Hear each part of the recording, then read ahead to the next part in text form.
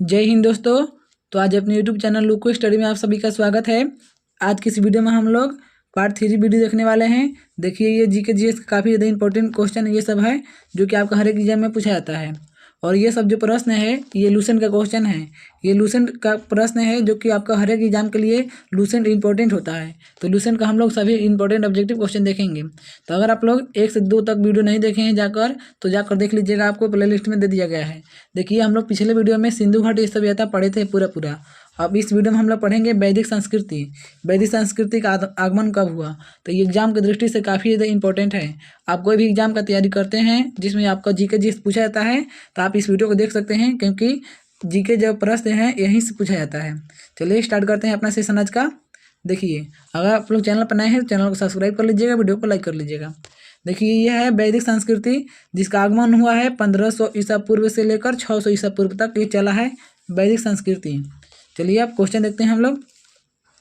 देखिए आपका पहला नंबर प्रश्न दिया है, पूर्व वैदिक या ऋग वैदिक संस्कृति का काल किसे माना गया जाता है। तो पूर्व वैदिक या ऋग वैदिक जो काल माना जाता है, यहाँ पर आपका हो जाएगा correct answer option number A हो जाएगा। 1500 ईसा पूर्व से 1000 ईसा पूर्व, ये पूर्व वैदिक या ऋग वैदिक संस्कृति का काल है 1500 ईसा पूर्व से 1000 ईसा पूर्व तक। चलिए नेक्स्ट क्वेश्चन देखते हैं। देखिए नेक्स्ट प्रश्न दिया है, कह रहा है यहाँ पर उत्तर वैदिक संस्कृति का काल किसे माना जाता है। तो उत्तर वैदिक संस्कृति का काल आपको माना जाता है यहाँ पर 1000 ईसा पूर्व से 600 ईसा पूर्व। 1000 ईसा पूर्व से 600 ईसा पूर्व तक ये उत्तर वैदिक काल है। राइट ऑप्शन नंबर यहाँ पर बी हो जाएगा। और पूर्व वैदिक काल हो जाएगा आपका या ऋग वैदिक काल 1500 से 1000 ईसा पूर्व तक। तो वो पीछे वाले क्वेश्चन में यही आंसर था, लेकिन इसमें ये ऑप्शन नंबर बी हो जाएगा। चलिए नेक्स्ट क्वेश्चन देखते हैं हम लोग। देखिए नेक्स्ट प्रश्न दिया यहाँ पर, कह रहे प्रश्न है आर्य शब्द का शाब्दिक अर्थ है। आर्य शब्द का शाब्दिक अर्थ क्या है। तो यहाँ पर हो जाएगा श्रेष्ठ या कुलीन। आर्य शब्द का शाब्दिक अर्थ श्रेष्ठ या कुलीन होता है। ऑप्शन नंबर यहाँ पर बी हो जाएगा। प्रारंभिक आर्यों के बारे में निम्न कथनों में से कौन सा सही नहीं है। तो प्रारंभिक आर्यों के बारे में निम्न कथनों में से कौन सा सही नहीं है। तो वे मुख्यतः नगरों में निवास करते थे, ये सही नहीं है। वे मुख्यतः नगरों में निवास करते थे, ये गलत है। तो राइट ऑप्शन नंबर यहाँ पर डी हो जाएगा। चलिए नेक्स्ट क्वेश्चन देखिए, कह रहे प्रश्न है इनमें से किस फसल का ज्ञान वैदिक काल के लोगों को नहीं था। इनमें से किस फसल का जो ज्ञान है वैदिक काल के लोगों को नहीं था। तो तंबाकू का। ऑप्शन नंबर यहाँ पर करेक्ट डी हो जाएगा। तंबाकू का ज्ञान वैदिक काल के लोगों को नहीं था। चलिए नेक्स्ट क्वेश्चन देखिए, उत्तर वैदिक काल के वेद विरोधी, उत्तर वैदिक काल के वेद विरोधी और ब्राह्मण विरोधी धार्मिक अध्यापकों को किस नाम से जाना जाता था। बताइए। तो यहाँ पर आपका राइट आंसर हो जाएगा श्रमण। श्रमण के नाम से जाना जाता था। उत्तर वैदिक काल के जो वेद विरोधी और जो ब्राह्मण विरोधी थे उनको श्रमण के नाम से जाना जाता था। राइट ऑप्शन नंबर बी हो जाएगा। वैदिक गणित का महत्वपूर्ण अंग है। तो वैदिक गणित का महत्वपूर्ण अंग कौन सा है। तो शुल्ब सूत्र जो है ये वैदिक गणित का महत्वपूर्ण अंग है। ऑप्शन नंबर यहाँ पर सी हो जाएगा। चलिए नेक्स्ट क्वेश्चन देखिए, कह रहे प्रश्न है किस वेद में प्राचीन वैदिक युग की संस्कृति के बारे में सूचना दी गई है। तो कौन सा वेद में प्राचीन वैदिक युग की संस्कृति के बारे में सूचना दी गई है। तो यहाँ पर राइट आंसर हो जाएगा आपका ऋग्वेद में। ऑप्शन नंबर यहाँ पर करेक्ट ए हो जाएगा। निम्नलिखित में से उत्तर वैदिक काल में लिखे गए ग्रंथों का सही क्रम कौन सा है। उत्तर वैदिक काल में कौन सा ग्रंथ लिखा गया है जिसका सही क्रम है। तो यहाँ पर आपका राइट आंसर हो जाएगा आपका ऑप्शन नंबर ए। पहले आया वेद, उसके बाद ब्राह्मण, आरण्यक और उसके बाद आया है उपनिषद। तो ऑप्शन नंबर यहाँ पर ए हो जाएगा आपका ए हो जाएगा करेक्ट। चलिए नेक्स्ट क्वेश्चन देखिए, प्रश्न कह रहा है अभी तक आप लोग वीडियो को लाइक नहीं किए हैं तो वीडियो को लाइक कर दीजिएगा, क्योंकि आपके लिए हम इतना मेहनत कर रहे हैं। देखिए क्वेश्चन दिया है वेदों की संख्या कितनी है। तो वेदों की संख्या आपका कितनी है। तो 4। ऑप्शन नंबर यहाँ पर करेक्ट हो जाएगा सी। वेदों की संख्या 4 है। और कौन कौन सी है ये आप लोग कमेंट करके जरूर बताइएगा। देखिए चलिए नेक्स्ट क्वेश्चन देखिए, कौन से 3 वेद हैं वेद संयुक्त रूप से त्रयी या वेद त्रयी कहलाते हैं। बताइए कौन से 3 वेद हैं जो त्रयी या वेद त्रयी कहलाते हैं। तो ऋग्वेद, यजुर्वेद और सामवेद। ऋग्वेद, यजुर्वेद और सामवेद को हम लोग त्रयी या वेद त्रयी कहा जाता है। तो ऑप्शन नंबर यहाँ पर करेक्ट ए हो जाएगा। भारत के राज्य चिह्न में प्रयुक्त होने वाले शब्द सत्यमेव जयते किस उपनिषद से लिए गए हैं। तो जो सत्यमेव जयते हैं ये कौन सा उपनिषद से लिए गए हैं। तो मुंडकोपनिषद से। ऑप्शन नंबर यहाँ पर करेक्ट हो जाएगा ए, मुंडकोपनिषद से लिए गए हैं सत्यमेव जयते। चलिए नेक्स्ट क्वेश्चन देखते हैं। देखिए प्रश्न दिया है यहाँ पर, ऋग्वैदिक आर्यों का मुख्य व्यवसाय क्या था? ऋग्वैदिक आर्यों का मुख्य व्यवसाय क्या था? तो पशुपालन। ऑप्शन नंबर यहाँ पर करेक्ट बी हो जाएगा, ऋग्वैदिक आर्यों का मुख्य व्यवसाय पशुपालन था। भारतीय संगीत का आदि ग्रंथ कहा जाता है? भारतीय जो संगीत का जो आदि ग्रंथ है उनको किनको कहा जाता है? तो राइट आंसर हो जाएगा आपके यहाँ पर सामवेद को। भारतीय संगीत का आदि ग्रंथ सामवेद को कहा जाता है। देखिए ये सब जो क्वेश्चन, ये सब क्वेश्चन पूछा हुआ है आरआरबी मुंबई और आरआरबी ये है मुंबई, तो ये सब क्वेश्चन एकदम इंपॉर्टेंट क्वेश्चन है जो कि आपको हर एक एग्जाम में पूछा जाता है, यही सब प्रश्न है। तो आपको कोई भी एग्जाम हो इस वीडियो को आप लोग जरूर देखिएगा। प्रथम विधि निर्माता कौन है? प्रथम विधि निर्माता कौन है? यहाँ पर आपका राइट आंसर हो जाएगा मनु। जो प्रथम विधि निर्माता है मनु है। ऑप्शन नंबर करेक्ट यहाँ पर ए हो जाएगा। चलिए नेक्स्ट क्वेश्चन देखते हैं। देखिए प्रश्न दिया है, कृष्ण भक्ति का प्रथम और प्रधान ग्रंथ है। जो कृष्ण भक्ति का प्रथम और प्रधान ग्रंथ कौन सा है? तो श्रीमद् भागवत गीता है। ऑप्शन नंबर यहाँ पर बी हो जाए करेक्ट। श्रीमद् भागवत गीता जो है ये कृष्ण भक्ति का प्रथम और प्रधान ग्रंथ है, श्रीमद् भागवत गीता। ऑप्शन नंबर यहाँ पर बी हो जाएगा। ऋग्वेद में संपत्ति का प्रमुख रूप क्या है? ऋग्वेद में संपत्ति का जो प्रमुख रूप है क्या है? तो गोधन है। ऑप्शन नंबर यहाँ पर करेक्ट ए हो जाएगा। ऋग्वेद में संपत्ति का प्रमुख रूप जो है वो गोधन है। चलिए नेक्स्ट क्वेश्चन देखिए। प्रश्न कह रहे हैं यहाँ पर, ऋग्वेद के किस मंडल में शूद्र का उल्लेख पहली बार मिलता है? किस मंडल में शूद्र का उल्लेख पहली बार मिलता है ऋग्वेद के किस मंडल में, बताइए। तो यहाँ पर आपका राइट आंसर हो जाएगा आपका ऑप्शन नंबर डी, 10वें मंडल में। ऋग्वेद के 10वें मंडल में शूद्र का उल्लेख सबसे पहली बार मिलता है, तो ऑप्शन नंबर यहाँ पर करेक्ट डी हो जाएगा। चलिए नेक्स्ट क्वेश्चन देखते हैं। तो अभी तक आप लोग वीडियो को लाइक नहीं किए हैं तो वीडियो को लाइक जरूर कर दीजिएगा, क्योंकि आपको लिए हम लोग इतना मेहनत करते हैं तो आपका लाइक तो बनता ही है। आप लोग लाइक कर दीजिएगा। देखिए पुराणों की संख्या कितनी है? तो पुराणों की संख्या आपका कितनी है बताइए। तो यहाँ पर आपका राइट आंसर हो जाएगा 18। पुराणों की संख्या 18 है। ऑप्शन नंबर यहाँ पर ए हो जाएगा। वैदिक धर्म का मुख्य लक्षण इनमें से किसकी उपासना था? वैदिक धर्म का मुख्य लक्षण इनमें से किसकी उपासना था? तो यहाँ पर आपका राइट आंसर हो जाएगा प्रकृति का। वैदिक धर्म का जो मुख्य लक्षण है वो उपासना था प्रकृति का। ऑप्शन नंबर यहाँ पर ए हो जाएगा। चलिए नेक्स्ट क्वेश्चन देखते हैं। देखिए प्रश्न दिया है यहाँ पर, किस देवता के लिए ऋग्वेद में पुरंदर शब्द का प्रयोग हुआ है? किस देवता के लिए ऋग्वेद में पुरंदर शब्द का प्रयोग हुआ है? तो इंद्र के लिए। ऑप्शन नंबर यहाँ पर ए हो जाएगा। इंद्र के लिए पुरंदर शब्द का प्रयोग हुआ है ऋग्वेद में। चलिए नेक्स्ट क्वेश्चन देखते हैं हम लोग। शुल्व सूत्र किस विषय से संबंधित पुस्तक है? जो शुल्व सूत्र है यह किस विषय से संबंधित पुस्तक है? तो राइट आंसर हो जाएगा ऑप्शन नंबर यहाँ पर ए हो जाएगा जयमिति से। जयमिति से जो है शुल्व सूत्र से संबंधित पुस्तक है। असतो माँ सद्गमय, तमसो माँ ज्योतिर्मय और मृत्यो मार्मा अमृतम गमम कहाँ से लिया गया है?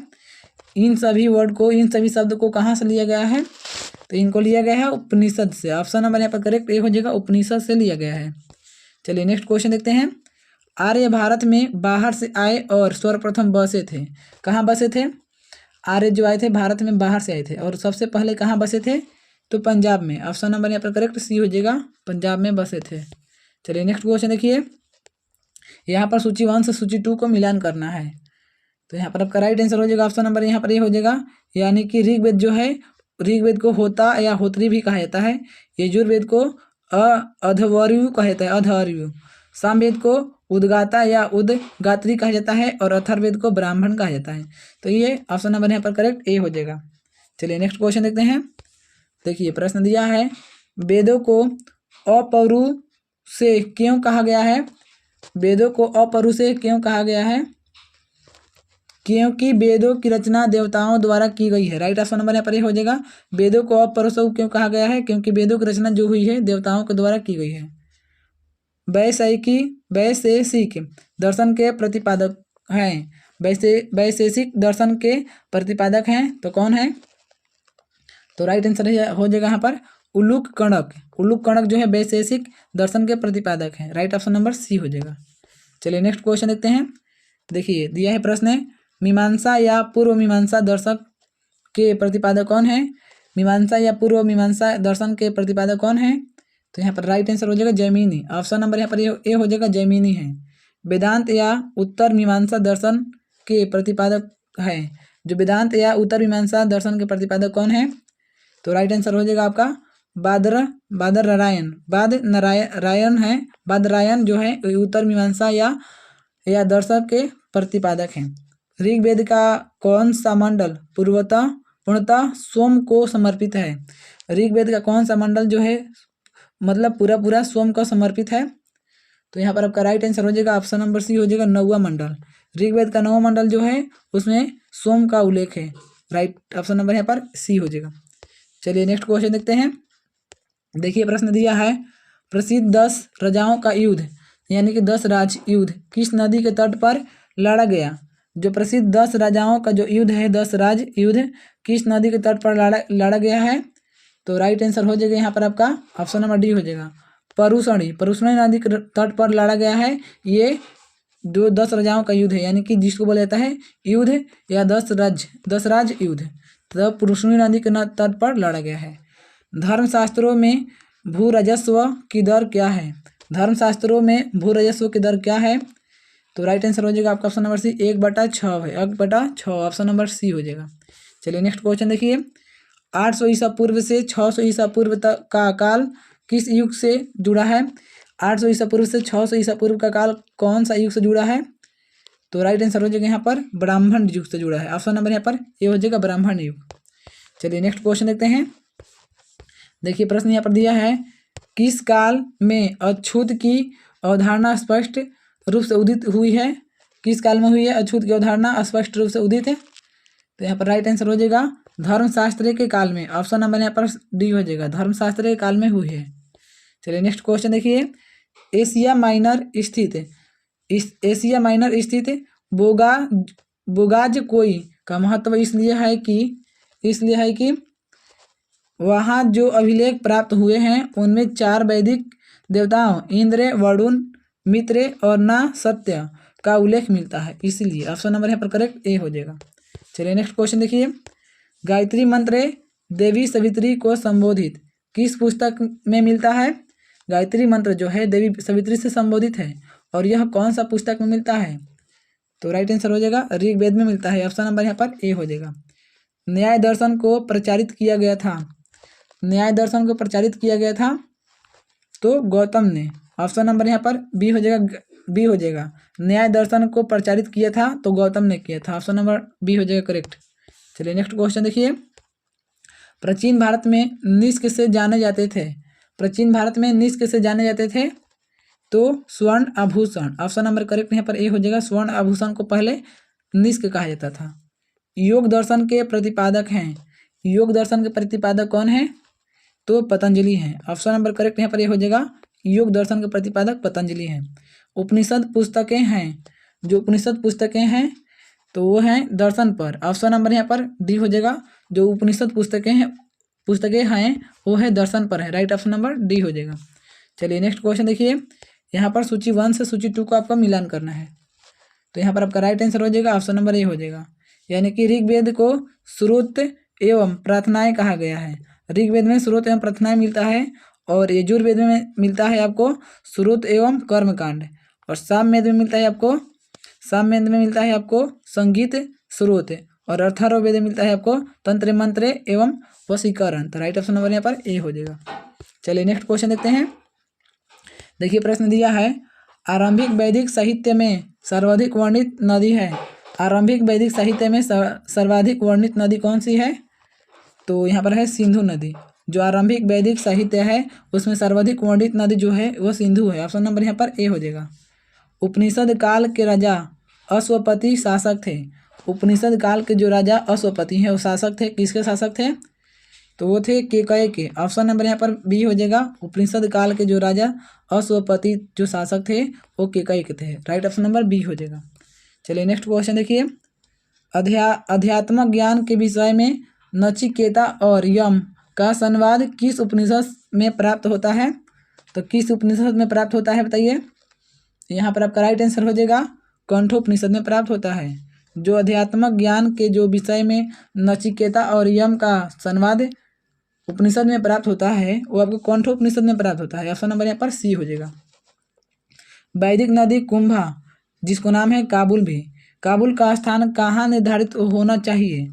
वैदिक नदी कुंभा का स्थान कहाँ निर्धारित होना चाहिए? तो यहाँ पर आपका राइट आंसर हो जाएगा अफगानिस्तान में। राइट ऑप्शन नंबर यहाँ पर ए हो जाएगा, अफगानिस्तान। चलिए नेक्स्ट क्वेश्चन देखिए। प्रश्न कह रहे हैं यहाँ पर आपका कपिल मुनि द्वारा प्रतिपादित, जो कपिल मुनि द्वारा प्रतिपादित दार्शनिक प्रणाली है, कौन सा है दार्शनिक प्रणाली? तो यहाँ पर आपका राइट आंसर हो जाएगा आपका ऑप्शन नंबर बी हो जाएगा करेक्ट, सांख्य दर्शन। जो कपिल मुनि द्वारा जो प्रतिपादित दार्शनिक प्रणाली है ये है सांख्य दर्शन। राइट ऑप्शन नंबर बी हो जाएगा।